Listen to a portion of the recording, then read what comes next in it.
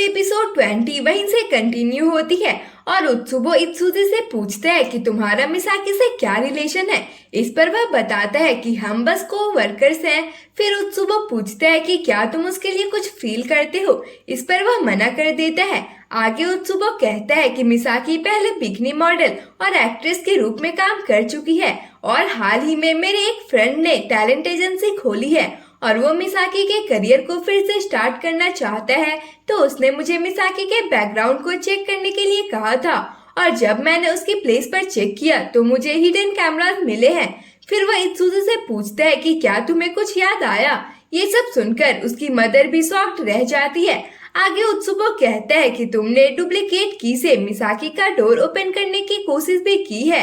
तो इत्सुजी गुस्से में कहता है कि मेरे पास वहाँ की कीज नहीं है, तुम चाहो तो मेरे प्लेस को चेक कर सकते हो। इस पर उत्सुबो कहता है, अच्छा क्या वहाँ चेक करने पर मुझे मिसाकी की फोटो बुक, पीआर वीडियोस और हिडन कैमरा के वीडियोस नहीं मिलेंगे। तुम क्लियरली झूठ बोल रहे हो।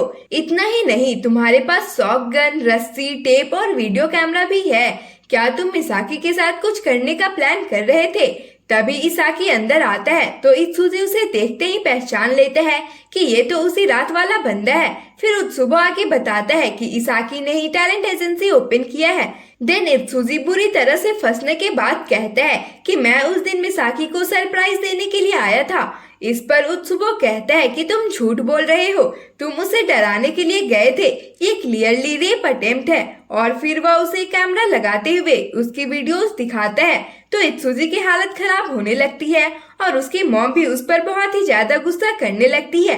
आगे उत्सुबो कहता है कि इसने 5 कैमरा लगाए हैं। यह सुनकर इत्सुजी शॉक हो जाता है क्योंकि बेचारे ने तो बस एक कैमरा ही लगाया होता है और वो भी उसके बेडरूम में। लेकिन उसके कुछ बोलने से पहले ही उसकी मॉम उसे शांत करा देती है। आगे इसाकी कहता है कि मैंने इस बारे में मिसाकी को नहीं बताया है, लेकिन मैंने एक लॉयर से बात की है और हमारी कंपनी ने उस पर काफी ज्यादा पैसा लगाया है और इस तरह के हिडन कैमरास से वीडियो कहीं भी लीक हो सकती है और हमारे कंपनी को भारी नुकसान हो सकता है।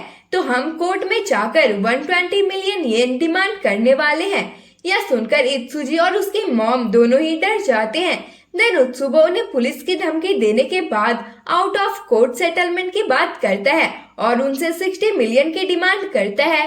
वहीं आकिरा हिना के पैरों को स्ट्रेच करते हुए उसे विजुअलाइज करके प्रैक्टिस करने के लिए कहता है। मीन्स ये इमेजिन करना कि ब्लड उसके वेन्स में फ्लो हो रही है और वो अच्छे से चल पा रही है। तो हिना पूछती है कि क्या ये काम करेगा। इस पर वह कहता है कि मैं इसी तरह से अपने इंजरीज को बाकी लोगों से काफी जल्दी ठीक कर लेता हूँ, तो तुम मुझ पर भरोसा कर सकती हो। फिर आकिरा उसके शूज को अपने हाथों से पकड़ा होता है तो वह कहती है कि तुम्हारे हाथ गंदे हो जाएंगे। इस पर वह कहता है कि मैं इसे गंदा होना नहीं समझता। यह सुनकर हिना पूछती है कि तुम्हारी पास्ट लाइफ कैसी थी, लेकिन आकिरा के कुछ बताने से पहले ही उन्हें इत्सुजी रोता हुआ दिखाई देता है और उसकी मॉम उसे समझा रही होती है। वहीं उनके जाने के बाद इसाकी पूछता है कि 60 मिलियन काफी ज्यादा है, क्या वो सच में इतना पे करेंगे। इस पर उत्सुबो कहता है कि उसके पेरेंट्स के पास बहुत ज्यादा प्रॉपर्टी है और वो उसका सिंगल चाइल्ड भी है, तो उसे क्रिमिनल बनने से बचाने के लिए 60 मिलियन काफी छोटी अमाउंट है। उसके बाद जब इत्सुजी घर जाता है तो वो बिल्कुल पागलों की तरह मिसाकी के फोटो बुक पर चाकू से मारने लगता है और कहता है कि मेरी गलती नहीं है, मैंने बस एक कैमरा लगाया था, मुझे फंसाया गया है और विक्टिम मैं हूँ। लेकिन मिसाकी अगर तुम एग्जिस्ट ही नहीं करती तो ऐसा नहीं होता।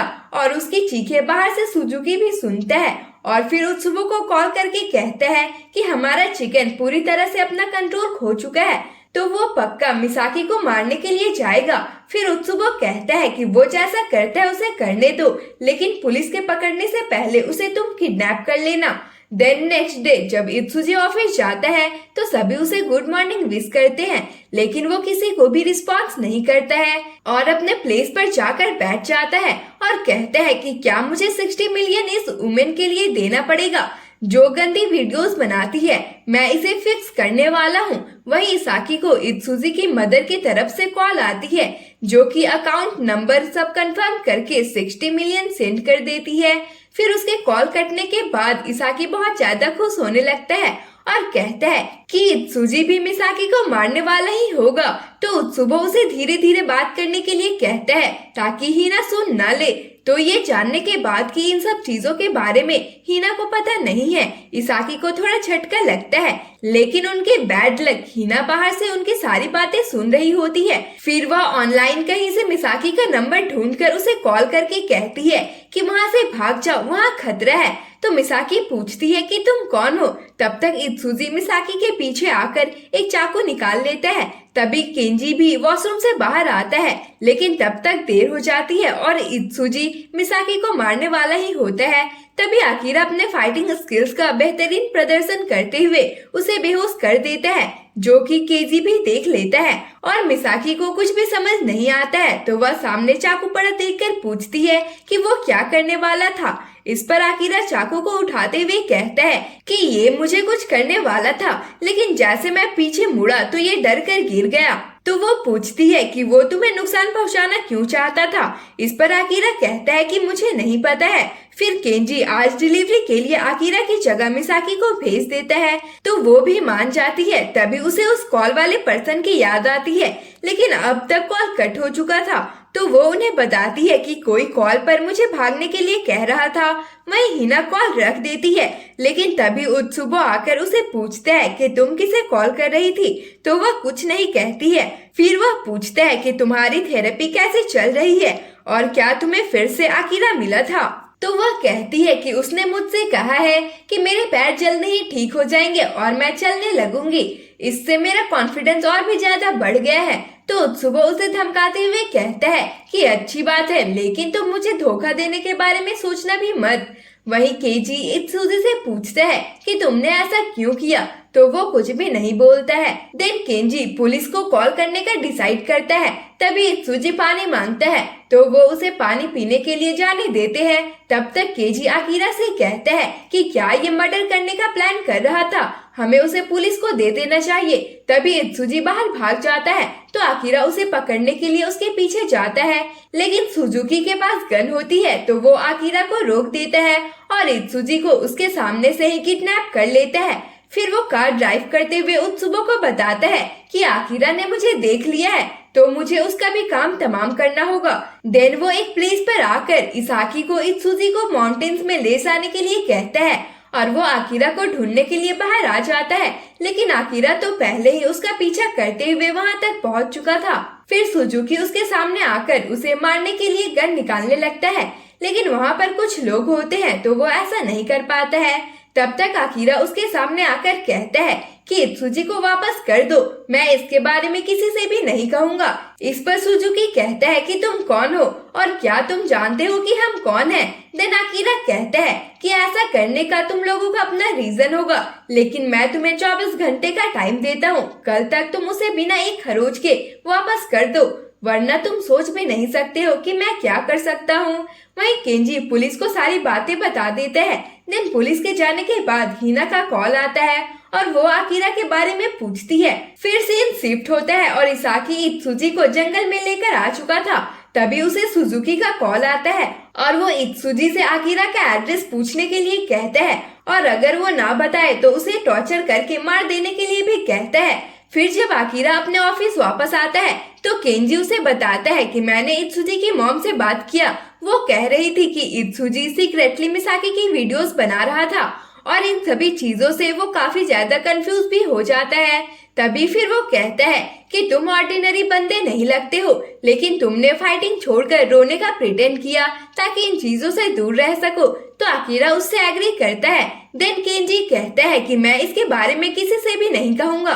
फिर वो उसे हिना का नंबर देता है, क्योंकि हिना ने ही ऐसा करने के लिए कहा था। वही सीन योको पर शिफ्ट होता है और उसे किसी के आने की आवाज आती है, तो उसे लगता है कि ये आकिरा है, लेकिन वहाँ सुजुकी आता है और फिर उसे बैठने के लिए बोलकर कहता है कि मैं बस तुमसे कुछ बातें करना चाहता हूँ, तो कोई चालाकी मत करना वरना तुम मारी जाओगी। फिर वो पूछता है कि क्या तुम्हारा भाई फैबल है, तो वो अनजान बनने की कोशिश करती है। ये देखकर सुजुकी कहता है कि एक स्ट्रेंजर तुम्हारे घर में गन लेकर आता है और तुम कुछ रिएक्ट नहीं करती हो। आगे वो पूछता है कि मांगुरो ग्रुप से तुम्हारा क्या रिलेशन है। इस पर वो कहती है कि हम मांगुरो ग्रुप के बॉस की मिस्ट्रेस के बच्चे हैं। यह सुनकर वो कहता है कि क्या तुमने मुझे बेवकूफ समझ रखा है? तुम्हारे भाई को देखकर ही मैं समझ गया था कि वो कोई आम बंदा नहीं है। देनियो को कहती है कि फिर तो तुमने अकेले आकर गलती कर दी, और तो और तुमने अपनी गन भी टेबल पर रख रखी है।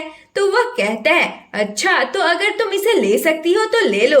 देन योको बड़े आराम से फुल स्टाइल में बिना उठे गन लेकर उस पर ही पॉइंट कर देती है। वहीं साकी कार से बाहर आकर सुजुकी के कॉल का वेट कर रहा होता है। तभी उसे कार की डोर ओपन मिलती है और जब वो जाकर देखता है तो इत्सुजी वहां से भाग चुका होता है। यह देखकर इसाकी को बहुत ज्यादा गुस्सा आ जाता है और यहीं पर इस एपिसोड की एंडिंग हो जाती है। तो अगर आपको सीरीज पसंद आ रही है तो वीडियो को लाइक और शेयर करें और साथ ही हमारे चैनल को सब्सक्राइब कर लें। मिलते हैं इसके नेक्स्ट एपिसोड में, तब तक के लिए bye bye, tata and thanks for watching.